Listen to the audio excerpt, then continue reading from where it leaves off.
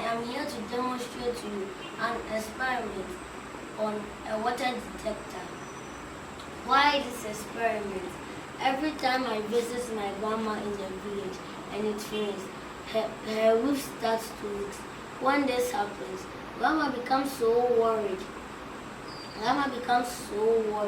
that the next day she'll go and call the roof repairer. When the roof repairer comes, he will say, I have fixed the roof. The next time it rains, it will leak again. When Grandma questions the roof repairer answers, I come looking for holes. When I don't find holes, I can't fix your roof. And then I thought of something that could help the roof repairer fix the roof very easily. I learned a little science and did some experiments in school. I learned that electric energy can be changed into sound energy, and water is a very good conductor of electricity. Now, I am going to explain to you how I build my water detector. Now, I'm going to give you the names of the tools you need.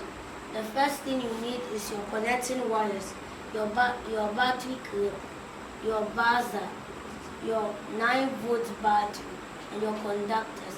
The first thing you do is you take one of the connecting wires and one of the conductors and tie them together like this.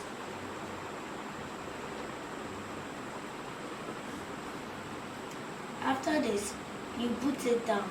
You also take another connecting wire and another conductor and put it together and also put it together like this.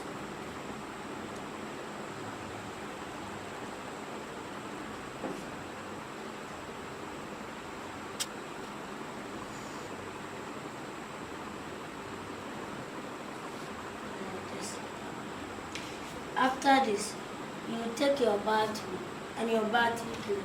You plug your battery clip on your battery like this. Make sure it's very tight. If it isn't, it won't work very well.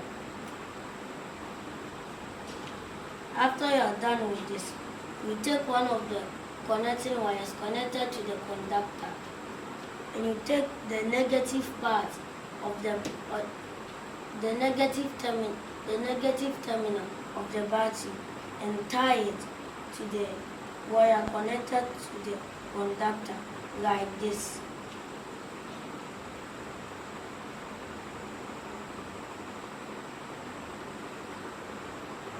After you are done with this, you have finished the first part. You take a connecting wire and plug it to your buzzer like this. After you are done with this, you take the other side of the connecting wire and take the wire connected to the conductor and tie it together like this.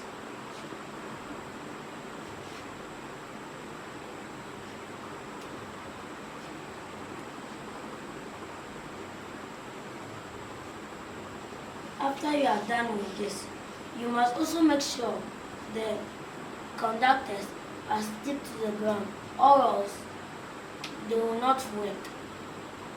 After you are done with this, you take the positive terminal of the battery and you also take one connecting wire and tie the positive terminal to the connecting wire like this.